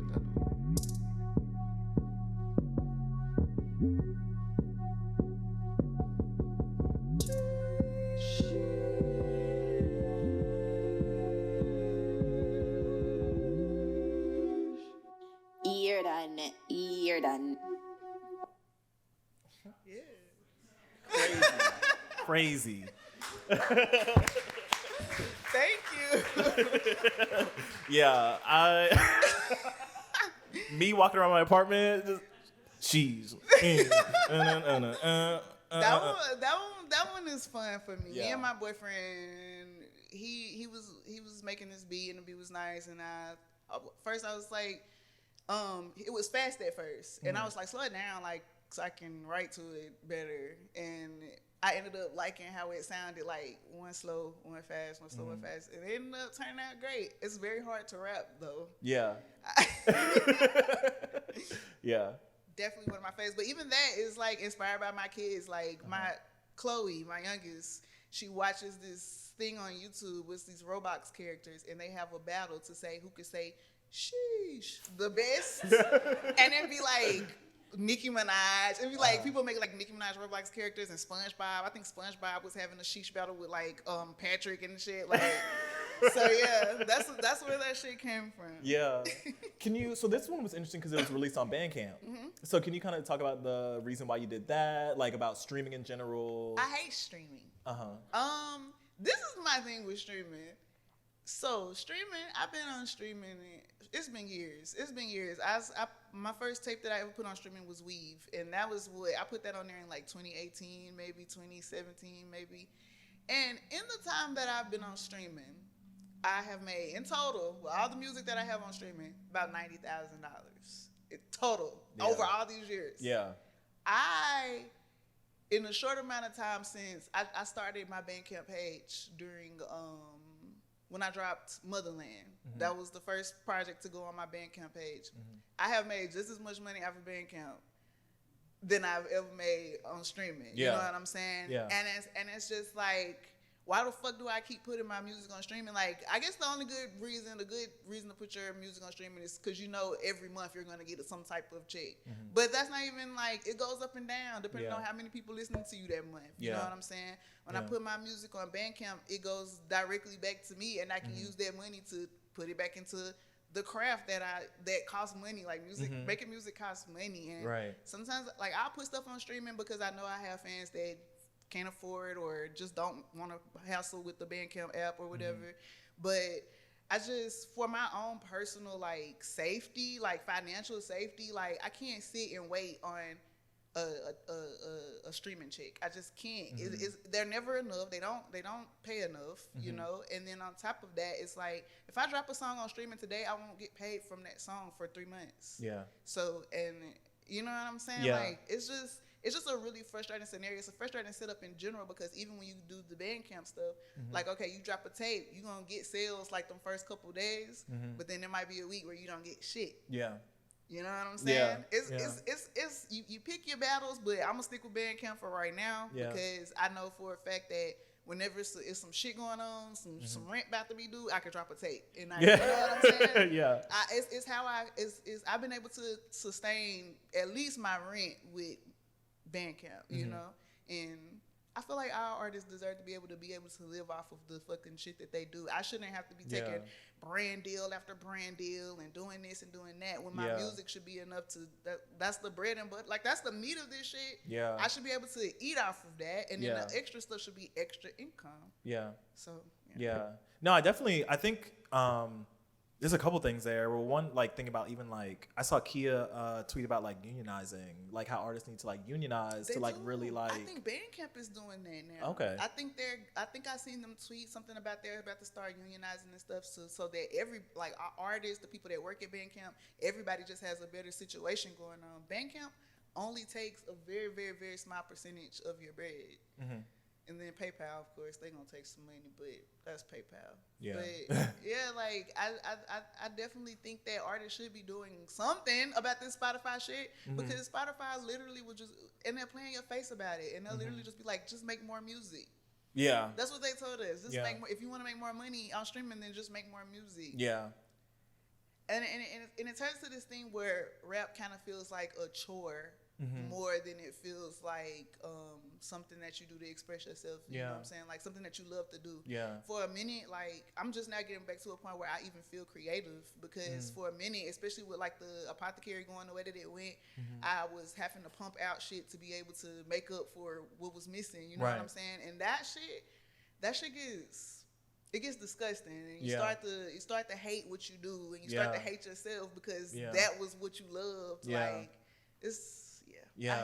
I hate how it's set up now. I don't know if it was better when motherfuckers was just buying CDs, but I'm just like something has to give. Yeah, I mean, this is why like the title of this series is Confronting the Culture, like because it's like music is like this great like liberatory thing like for the consumer, like all these things, but like there are very real constraints that like limit where Black music can even like actually go, you know? And on top of that, it's just like everything has to be about the consumer. What about the motherfucker that made the shit? Like for real, like these motherfuckers will literally sit up and talk to you like you beneath them because you didn't release a song that they liked or something, or you didn't, you know what I'm saying? You didn't put like. It's so frustrating. It makes you not want to do anything. It makes you even lately I've been like, maybe I will get a job because it's just like the way people treat you. Yeah. Sometimes it's like the stuff that you go through just to get one situation taken care of, like the stuff that you have to go through just to release one project, just for people to be like, well, this shit ain't even that good, and bitch, you only listen to it for 5 minutes, like you haven't even listened to it for real yet, and just to be subjected to all these opinions about you just because you made something that a couple people like. If a couple people like it, then 20 people is gonna be like, that shit's ass. What do y'all see? And and then they don't know how to just keep their opinions to themselves. They have to harass you with their fucking opinion. I have to be. It's just frustrating. And I feel like it's gonna be frustrating because the world is frustrating. But what would soften that is actually being able to pay my bills and do not stressing about money. Like I could deal with some picky fans and some haters if I didn't know how, if I knew how my rent was gonna get paid. You know what I'm saying? Like, yeah. A lot of people think I'm like a major artist for some reason. I don't have no funding. Like anything that I do is I have to do it. You know what I'm saying? That shit gets expensive, and it's even more expensive now. Yeah. And then when you have to think about like do you choose between creating or eating? That's a real thing that happens to me often. You know what I'm saying? And so it's just like the streaming shit it'd be like a slap in the face because you will pay that $10 every month. Yeah. But you can't give me $20 for the whole project, and it's on your phone and you own it and you can listen to it whenever you want. Yeah. Like it's just that's the thing I've been trying to do more of is like actually like buy even like physicals, like vinyls of like artists when artists drop vinyls, like going on Bandcamp and like, actually like supporting the artist. So just want to uplift that, like for anyone like listening to like, Yeah, just like you don't even have to do it all the time. You don't have to buy every album, but like sometimes like and they just be so entitled and it goes even beyond the music. It's like your life. Like they want to know everything about what the fuck you doing and who you talk to and who you fucking and what your kids doing, and they want to make fan pages of your children and just weird. It's so it's such a weird space to navigate. Yeah. Especially when you don't have like a major management company or a major PR company and all kind of stuff like that. It's just, it gets frustrating. Yeah. Yeah. Cool. Okay. Thank you for that. Because I think that, again, like really wanting to make it so that we can continue to get, I mean, it's not even about the music. It really is about like the people making the music, like really like caring for artists and like, Yeah. And I feel like it goes both ways. Like, like I care about my fans. I really fucking do. But I know that outside of the space that I'm in, like I can only care so much. Right. So I don't expect people to be like, oh, Baby Mutha's going through it. We gotta buy 10 albums. You know what I'm saying? I don't expect that. I just be expecting like, if you appreciate my work and you respect me, then just show me. You know what I'm saying? Like anybody can say they a fan. Yeah. But I be knowing who my real fans are. Yeah. I be like, I see you. I see you, sister. You know what I'm saying? Like, yeah. So and it's not always about that. It's so many different ways to support people, but that's the one that's gonna hit the hardest. Right. Opening that purse. Right. Great. So we're going to move into the next song. And we are going to have a Q&A at the end, just letting y'all know. Start thinking of your questions and like all of that stuff. So. Also the people in the Zoom as well. We have the chat option, so send any questions that you have. So the next song is Ya Ya by Lion Babe.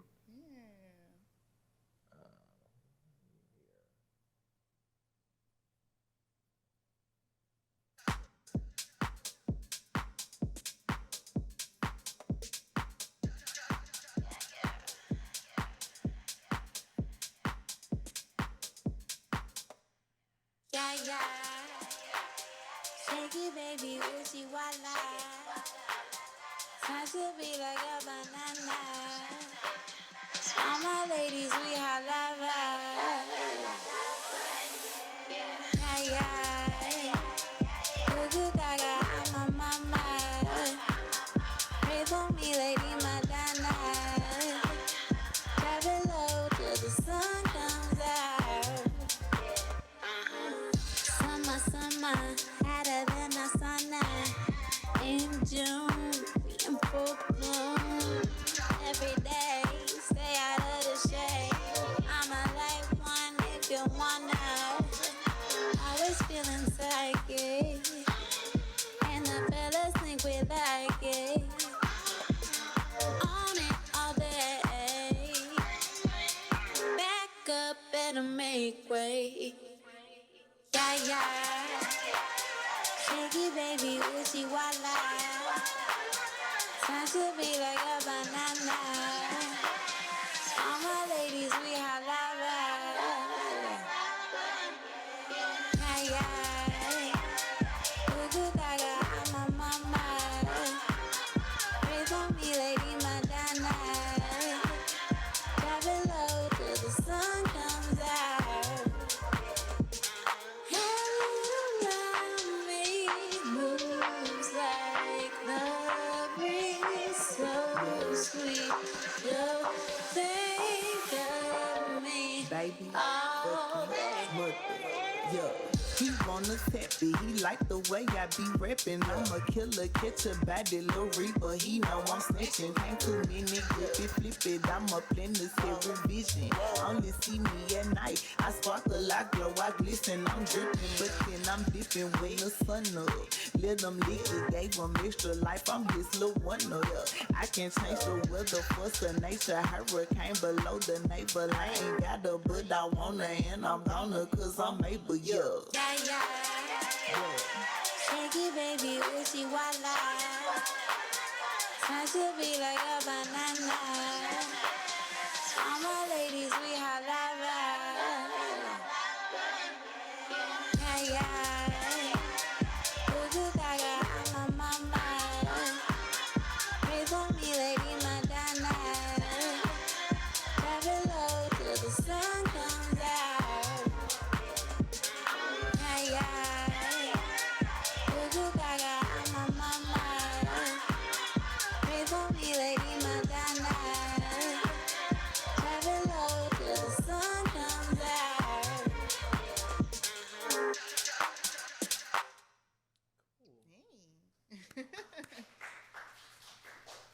So one thing that I love is the fact that, like we were saying before, is your range. Like you have. Oh, y'all not even ready for this album. Yeah. Y'all not even ready for this album. I went to London and I stayed in London for like a month and made an album, and it's all like doom doom doom doom doom. Yeah. Yeah, we gonna be dancing like yes. Yes. Okay. Yeah, but yeah, I just love like you are able to like, and it's always like you know, like no matter what, like it's always like I know this is a Baby Mutha song. Yeah. I know, like, you know, but it's also so different. Yeah, I think a part of that is like my main producer. He actually plays instruments. Okay. Like Rock Floyd, he got like 30 guitars and pianos, and he be having all the little. You know, like you go to like a studio and they have like all those things with all those different buttons on them, and some of them look old. Like all the little things they help you make beats. He has all that. Yeah. So we get to experiment with a lot of different things, and he does stuff like record a sound on a tape and then run it backwards through it. Like he just does all kind of cool stuff like that. But then also I think that's kind of where I got the advantage of not being exposed to like a lot of music until later on in life, because I don't have a preference in music, and I also don't have a preference in the music I make. Like I'm not just gonna continue to keep making trap music all my life. You know what I'm saying? Like I like all kinds of music, so I want to play in all of that shit. Yeah. But I also know how to hone it in and bring it back and make sure it's still me too at the very core of it. Yeah. So. That makes me want to ask you about genre and like what do you think about, because there's like it's very contentious right now where like all of these artists, mostly men, all men really, who are like, I don't make, either like I don't make hip hop anymore, or they're like I'm more than hip hop, I'm an artist, or they're like, and so let's talk about this. Right, and it's like I get it. On the one hand, I'm like there is something limiting about, because the way that, especially thinking about someone like the Grammys, where they like to see Tyler the Creator and like put him in the rap category for Igor, and it's like that's not even a rap album. Exactly. Like, And that's like, okay, the whole thing, I know this conversation started because of Lil Yachty, right? Him releasing this album that he was so proud of, and I really hate the internet for how they turned it into some, what do you mean? You're too good to be a rapper? For instance, Lil Yachty has been rapping for how long? How many times have you heard black people say that shit is ass? Like, he a mumble rapper, and they dismiss it and be like, that's not even real rap. And so they put you, people will put you in their box, and then when you say, okay, I'm gonna step out of it now, now you're too good for the box that they put you in. And I really think that shit is fucking unfair.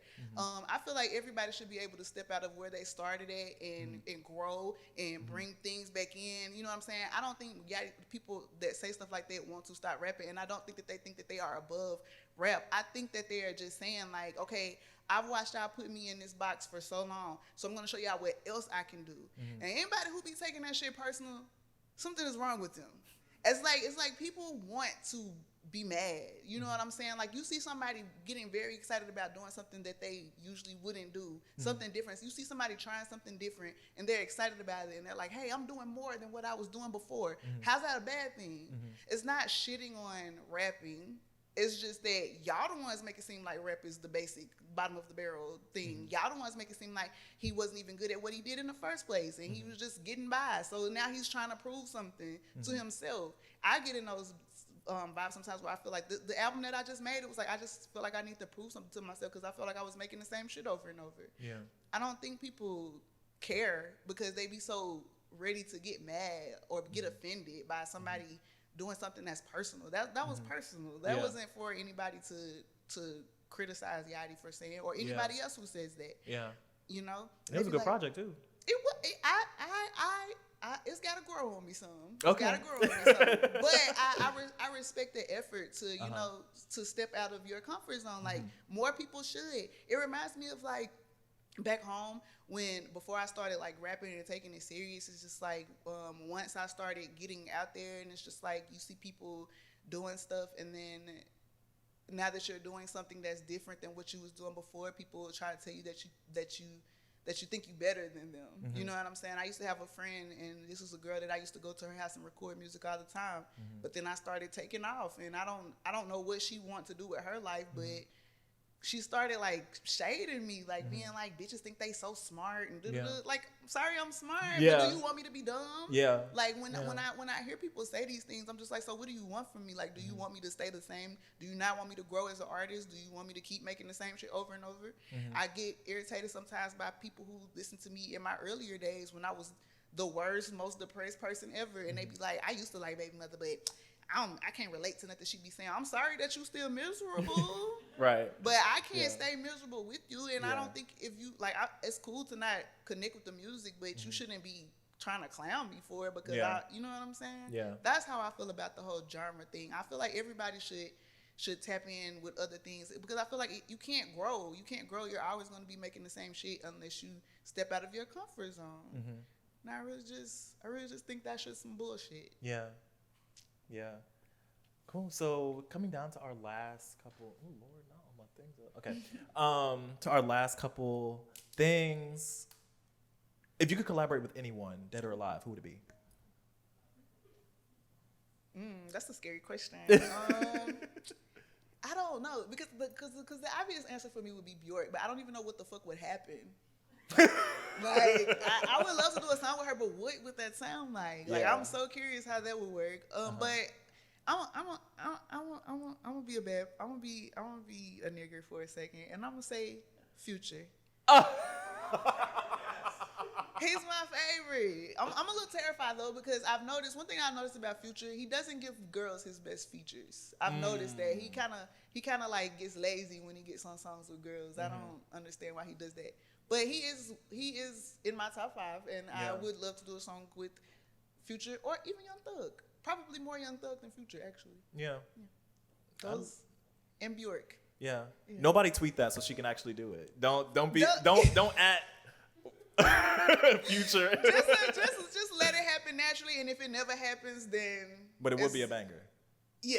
It would. Yeah, it would be great. It would be great. I know me and Young Thug will go crazy. Like I just know it. Yeah. So the last song that I have, and then we will open it up for Q&A, is off the last thing that you dropped, Motherlificent 3. Yes. Ooh. Sound like Black China Mama. Well, yeah. And then, so yeah, we're gonna listen to this, and then if you want to tell us more about your project coming out, and then we can open up for the Q&A. So. All right, cool. Oh, yeah.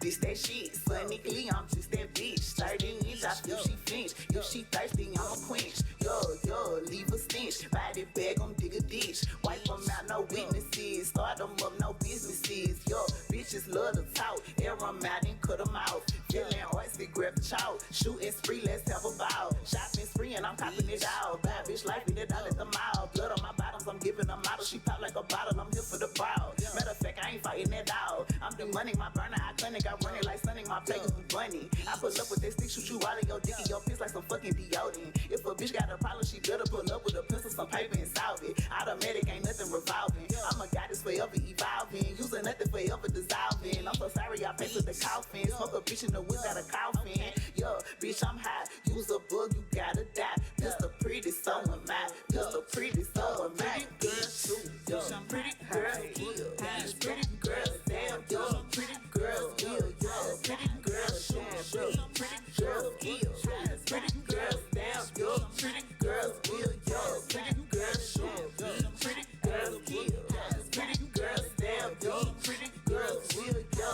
girls sure be pretty girls kill. Pretty girls they'll be pretty girls will. Maybe we should take you off the payroll and put her on. Sounds like she doing all the work. This is what we agreed to. No, what we agreed to is that you would clean house, not play house. What's that supposed to mean? What you think it means. She made you hard.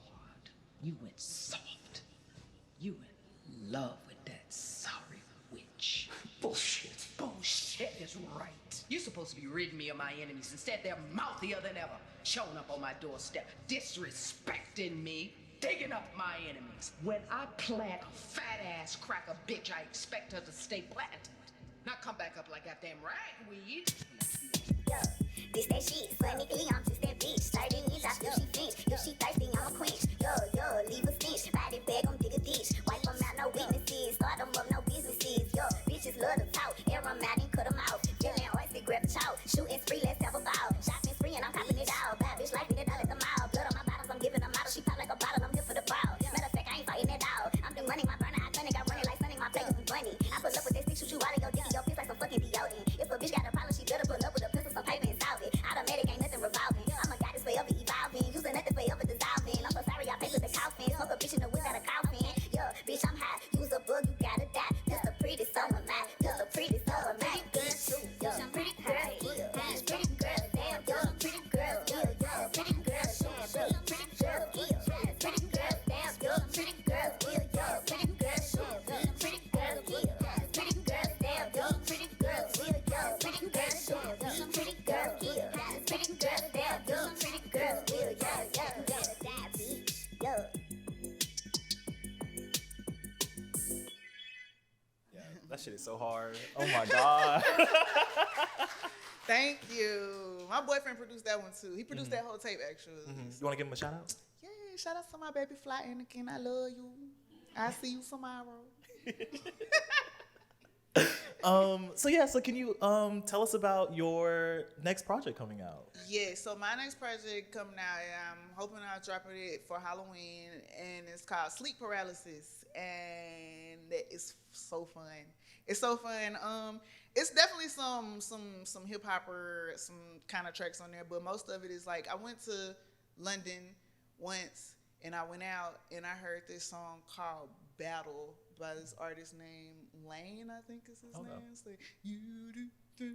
And it was like, I was like, what is this? And it was like, yo, like that's just drum and bass, like, you know what I'm saying? Like, oh yeah, okay. So I was like, I want to make music like that. And so I came back to London, and that's what I did. I stayed there for like 3 weeks, and I worked with a bunch of different producers, and it's a really good album. I'm really excited. God. I even have like a metal song on there. I made a metal song, Yeah. So I'm excited. I played around with a lot of different kind of sounds and backgrounds and textures, and it's gonna be fun. Yeah, I'm excited. I love some drum and bass, especially with like, because I feel like it resonates a lot, even with like the heavy bass of like southern hip hop too, and it's like. It's also like a video game thing for me. Like I never knew what that kind of music was called, but like of course, like I grew up and I played like, you know, SXX Tricky and shit like that, and it's just like all the jungle music and stuff like that. So it's just like I've always known this type of music. I just never knew what it was called. Yeah. So to go to London and they just like, yeah, this shit started here. Like we got you. Like yeah, that shit was fun. It's a really good album. Yeah. Really good album. I'm excited. Yes. Okay. Great. So we're gonna open it up for anyone that has questions. I'm also gonna look in the Zoom chat. Let me know if you have any questions. Just drop Hello, them in Zoom here. chat. So yeah, Professor Elke. Oh my goodness. Oh, hi. I'm really gonna try not to cry because this conversation was beautiful. I love to see you getting your flowers. You deserve all the flowers. Thank you. Thank you. Zuri, your Zoom choreography is amazing. I'm just impressed by all that. And also, I just wanted to speak to what you were saying earlier about unionization. There's a group called the Union of Musicians and Allied Workers. It's a number of DIY artists who are trying to create some kind of union space. It is a very white organizing space. But my hope is that Black folks, Black musicians can come together, maybe, you know, join the organization, maybe create our own structures. Yeah. But I think that that's a really important point that you called attention to. Yeah. I had this like long-winded question about your process and wanting to honor how just brilliant you are as a songwriter, like the craft of it, which is something that I feel like needs more attention. I think really need to call attention to that. You're just a brilliant thinker and writer and very funny and very like, I really want to honor that, and that's how Zuri and I kind of connected. Took a class of mine. I always started the class playing your music. Okay. But now thinking about what you said around the constraints of being a working musician, I want to hear you dreaming about what you would do if you had all the resources you deserve. Man, I think about this all the time, man, and I just feel like even with this album, this is the first album that I'm gonna have like a little bit of funding behind, and I'm just like, my ideas is like zoom, zoom, zoom, zoom, zoom. And so I just know that if I had like everything at my disposal, like all the resources that I needed, I think I would be making movies. I probably wouldn't even really like. I would be making like musicals, like Broadway plays or something. Like I would take the music aspect and ramp it up so much that it's just like it's a part of a bigger picture. Like because whenever I make music and I make albums, I'm really into like conceptual shit, but it never gets to play out the way that I want it to because the resource thing, you know. So like every album would be conceptual and it would have a big product. I would be Beyonce. Yes, it would be Virgo.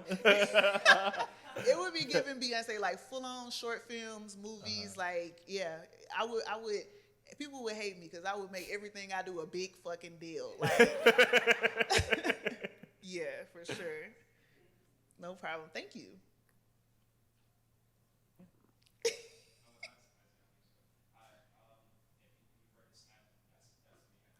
Okay.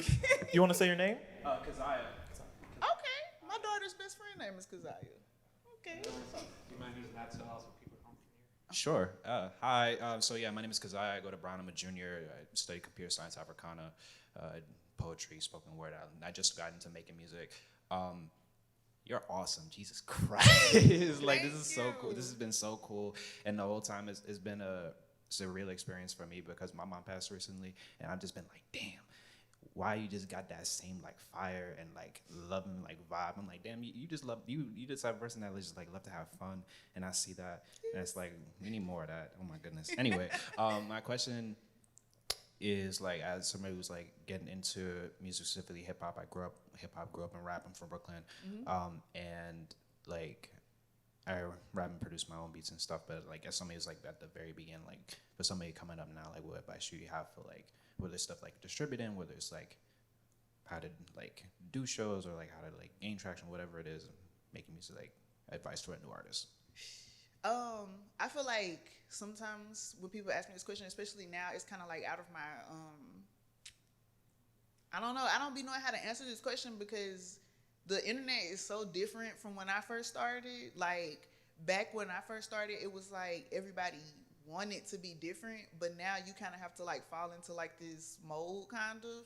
So I wouldn't even know how to tell people to like, I don't know shit about TikTok. I don't know shit about anything, but the only advice that I know that works no matter what is like, as long as you don't compromise being yourself, then you might not get as many opportunities, but you will still be doing whatever the fuck you want to do. And when people see you doing whatever the fuck you want to do, they tend to gravitate towards that. So you'll have like the fan base and they're going to be real people. Like they're going to fuck with you and they're really going to respect you as long as you stay true to yourself. Like don't, like everybody got to start somewhere and people get inspired, but like always try to like find you at the core of everything that you do. And somebody's going to see that you and they're going to be like, I'm like that too. You know what I'm saying? And they're going to gravitate towards that because too many artists now are trying to sound like whatever the fuck just took off. You know what I'm saying? So as long as you just keep a clear mind, inspiration is fine, but just try to do something that, you know, that's not being done already. Like try to do something that's not being done already and stay true to yourself. Like don't ever feel like you got to do nothing that somebody else doing just to get some, because it's two ways to be successful. You can be the big person or you can be the person that's low key but got the people that you know gonna pull up to them shows. You know what I'm saying? And as far as shows go, start on your own. Like, start it off like that. Start throwing little kickback parties, throw little shows. Like, you, in this world, I feel like if there's not a place for you to go, then you have to create it. And that's all I do. If I be like, this motherfucker don't want to book me for this, then okay, we're gonna have a show in the living room. You know what I'm saying? Yeah. So yeah, that's pretty much it. That's all the advice I have. That was dope. Thank you so much. No problem. Thank you.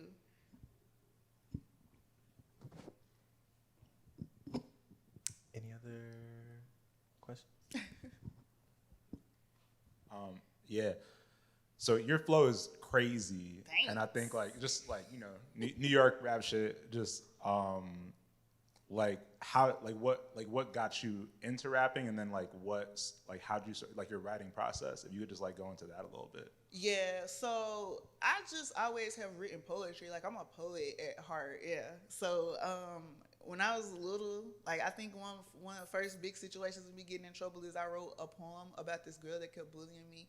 And I found out that she be masturbating with frozen hot dogs. And so I wrote a poem. I wrote a poem about her, and I put it in her locker, and she took it to the principal, and I got in trouble. And one thing that my mom was not very supportive, but she told me that if I can write this, then I should use it for something positive. You know what I'm saying? Like, don't write your poems to be mean to people. Use it for something positive. So I just always written poetry. I think my process is more so like, so I have ADHD. My brain never shuts the fuck up. So sometimes I have to like get very, very fucking high, like paranoid high, like terrified. And I have to let my brain say whatever, like dog me out. I have to let it say whatever it wants to say to me. And I take whatever my brain says and turn it into words that rhyme. That's my writing process. I might get in the shower to help jog it a little bit and make it not as bad, you know, because my brain is brutal and she goes really hard on me. But I just let paranoia win. I take like a lot of negative emotions and flip them and turn them into positive things, and that's just kind of been my philosophy in life in general. I really believe in duality and like good and bad. If something is good is going on, something bad is gonna happen. If something bad is going on, then something good is gonna happen. And I apply that philosophy to writing and everything the fuck else. So yeah. Thank you. Thank you. What's your moon sign by chance? My moon sign, I'm a Pisces moon. Oh, okay. Yeah.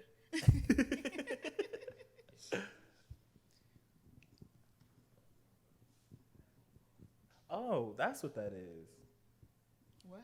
Oh, y'all. Okay. Okay. Well, I'm gonna allow y'all to talk. I'm gonna see how that works. Oh, we gonna hear them? Can we? Are you talking right now? What's that, Drake? Can you hear me right now?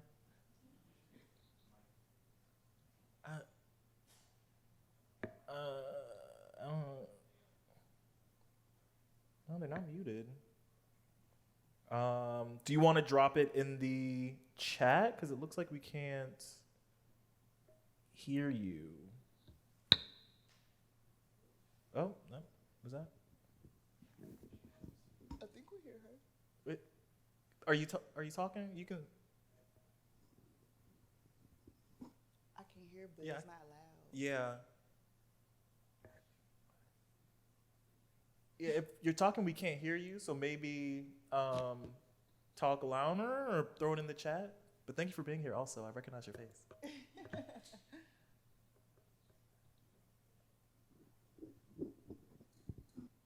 Yeah, I don't know. So, but yeah, while we're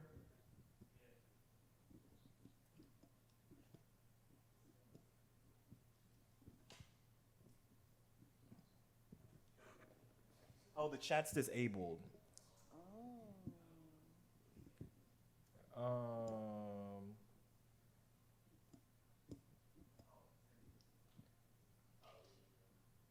Okay, does that work? See, this is why it's great. Like they send me a message on Twitter. Love the internet. Oh, you can hear the person speaking? I can't hear the person speaking. Okay, so why? I don't think it's gonna work. So maybe just drop it. Okay, great. Thank you. If y'all could drop it in the chat, we're just gonna read it. For some reason, we can't hear. So yeah. Great. So this first question. Oh, thank you for being here. You both did a wonderful job. Thank you. This felt like a convo between friends. Maybe it is. I'm a second-year grad student in philosophy, so my question is a bit metaphysical in nature. Love that. Your art features several aspects of the hoodoo tradition, and as a Black Southerner, especially a church baby, we tend to pick it up and practice without even realizing. Having reevaluated your relationship to the spiritual, have you come across or began looking into the hoodoo conjure tradition? I have, but I tend to kind of not really, because okay, I can read whatever, but I don't trust a lot of literature anymore, because especially online, because I don't be knowing what the fuck. And then spirituality is so commodified now. You get on Pinterest and it be like, this crystal does this. Yeah. And it's like, no, it doesn't. Yeah. So with the hoodoo thing, I'm waiting to really really get into that until I can find somebody to study up under. You know what I'm saying? I feel like that would be the most responsible way to do it, because I don't want to be disrespectful. So that's my thing with hoodoo and conjure. Yeah. But I do believe in magic, man. I do my little thug thizzle. Yeah. Thank you, Nat, for your question. The next question is from Ozichi. Thank you so much for coming. I'm so happy to witness this conversation. I'm a doctoral student in Black Studies who's interested in Black music production and the way it informs how we think about Blackness, gender, and technology. I really think the beauty of Black art and Blackness is partly what we do with these limits. I loved hearing your thoughts about the ways we listen to and take in music. So I'm wondering, do you have any rituals or typical practices for how you consume music? Me specifically? Oh, well, any rituals for how I consume music? Well, I was telling you earlier, when I'm in album mode and when I'm working on anything, I usually don't listen to a lot of other people's music. I kind of I value silence a lot because my job is very loud. I'm always having to listen to music, so I tend to not listen to as much music as I think I do. But when I do listen to music, I really enjoy listening to music while I'm getting ready, of course, while I'm cleaning, of course.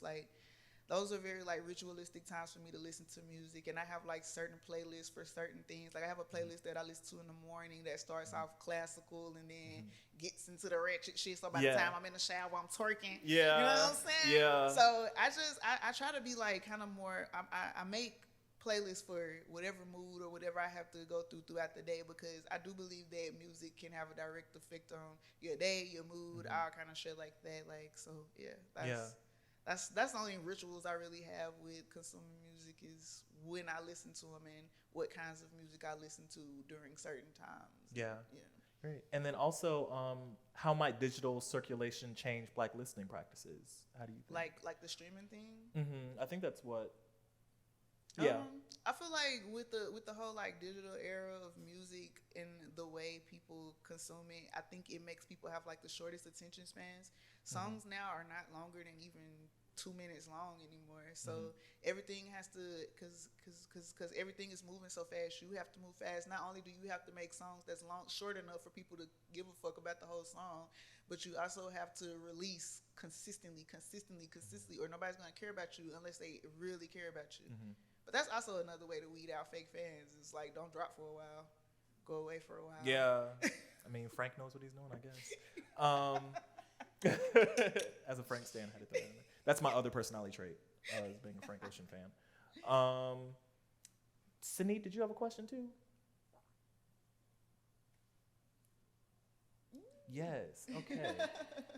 Did you text me? Oh, you still typing? Okay. I'm screwing. Yeah, all three of them texted me, said the chat is disabled. I love that. Interconnectedness. Great. While we're waiting, how y'all doing? Are there any more questions from y'all? Anyone else? Thank y'all for coming, by the way. This was really cool. Yeah. Yeah.